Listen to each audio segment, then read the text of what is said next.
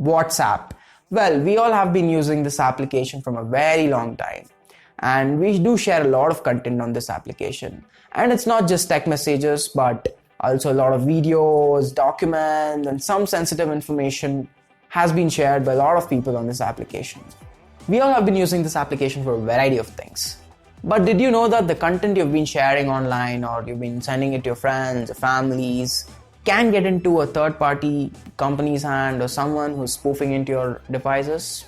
So yes guys, today I'm here to explain you about this Pegasus Spyware attack which recently happened, and also it attacked almost around 1,500 to 2,000 people all over the world. Well, the numbers may be more. This is what was officially released by WhatsApp, but you cannot say anything about it. But yes, what is the spyware? What has been happening with the recent update from WhatsApp, and are you even being hacked with the spyware? I'll let you guys know everything in this video. I'm Rajat and you're watching Tech Bay. So let's get going.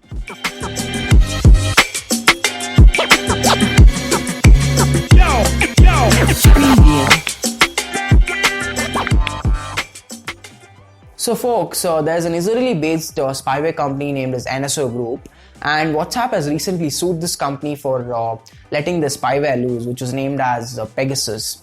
And this Pegasus spyware has almost hacked around 1,400 to 1,500 high-profile people all over the world. Well, even though if it's a small number, but the people who have been hacked have been, mostly big industrialists or politicians who basically maintain a very high profile.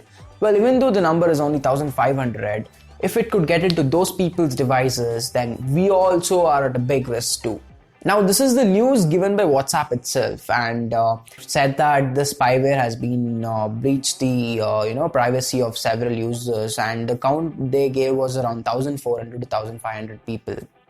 I mean, if you are looking into a tech world, and I guess you would have heard about this spyware maybe like 2 to 3 years back, but recently it has been confirmed that it has hacked so-and-so devices, and it has been officially said by WhatsApp too. And guess what? Even people in India have been hacked by this spyware. But we currently do not know what are the number of people or who has been specifically hacked in India. But yes, it has been affected the users in India too. Now let's get going and know more about the spyware, and also I'll tell you how the spyware is attacking your device. So what happens is that you would probably just get a missed call from an unknown number. I mean, it can be an international call or some unknown number onto your WhatsApp.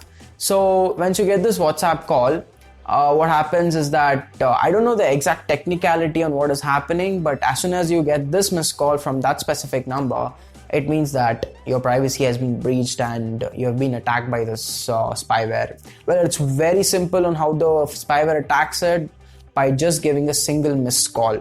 I mean, you guys would have been getting a lot of missed calls in your WhatsApp, and I do get it personally, but we cannot identify which is a spyware and who called you by mistake. So this is something which is a real threat to a lot of people. And what happens if it gets into your device? Well, it'll be able to track your calls, it'll be able to track all your messages, all your media such as your photos, videos, also your GPS location. And as you know that WhatsApp has access to the camera and microphone. So it can activate your microphone, it can activate your camera anytime it needs. So basically it's like a gateway to your WhatsApp. I mean, even though if it is your application, someone else is controlling it from outside. So all the data, whatever you do and whatever they want to do will be sent to your application, and the same way the whole thing will be manipulated. So it's a complete breach of privacy is what I would say.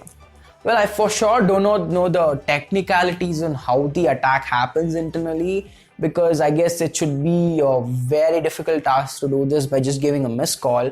But yes, this is how it happens, and that is through a single missed call. And also in India, our telecom minister has officially tweeted and asked WhatsApp about how many accounts have been breached in India, and also their details and what data has been leaked. So the matter has escalated to that level. I mean, done is done, and the Israel company has hacked into the, a lot of people's devices. But just think about it, like, is your data safe online? Is what you're doing online is safe? Or I mean, a lot of questions arise in your mind. I mean, we have so much data online. I mean, we sometimes share our credit cards, debit card details online to our family members or something. We also save our data online, and I mean, we just do everything and we just take it so casually about things. Like, we'll be like, oh, everything's encrypted, our data is safe, no one's gonna have access to it and stuff. But just a single missed call can breach your complete privacy. Well, you might not believe me in all this, but WhatsApp has officially sued this company for doing this, and also NSO has accepted that they had the spyware with them, and they do not know how the spyware went out of control or how it has been misused by someone. But yes, the spyware has been existing for a long time, and the breach has happened in the recent days. Now you might have a question in your mind. Why would someone create a spyware like that, or why would the company get the license to create such spywares and stuff? But the thing is that I would probably make another video on this, because it's a very huge topic on why the spywares are created or why these viruses are created. But on a short note, I would say that this spyware was mainly created for the government bodies for national security. I mean, to track some terrorist organizations and to check out on the messages what they've sent and stuff. Well, that's what the company has said, that they had created this for the government bodies, and I don't know how true it is and who has been misusing it on all these days. Well, you would have put so many locks, fingerprints, face unlock, retina, and whatnot, guys. And I mean, whatever you do, your data is still unsafe because you're in the digital world. I mean, for me, it has become a major concern because I've seen a lot of people just overlook this data privacy, and they just do whatever they want online. They just go online, browse things, whatever they need, and they save all their very sensitive data in a casual way. But imagine in future something like this happens to you and all your data is online, and someone has that data and he manipulates it, and one day he can probably blackmail you, or he can do anything with that data, which is maybe your lifetime earnings and whatnot, guys. It's totally unsafe on the digital world. And also, we don't know who is behind this breach specifically. Well, it was created by NSO, but it has been misused by some organization or someone inside the company, or someone who's got their hands onto this. And the most shocking news is that this breach has happened sometime in April, May, June, sometime in that time frame. But it was detected that the breaches happened in November or the end of October. So you just know the time frame between May and November. It's almost been so many months, and no one was even able to detect the breach. So even if we both are getting hacked right now, or maybe our data is out in the world and someone else is seeing it, we would not know, and it's a major risk. And also, Israel has been way ahead in this technology, where they call it as ethical hacking, but you never know who uses it and how they can use it. So my only request to you guys is to use the digital media very carefully, and also be considerate and be thoughtful of what you do online, because currently everything is in our hands, everything is in our mobile phones, but something happens in future, it's gonna be a great loss for you.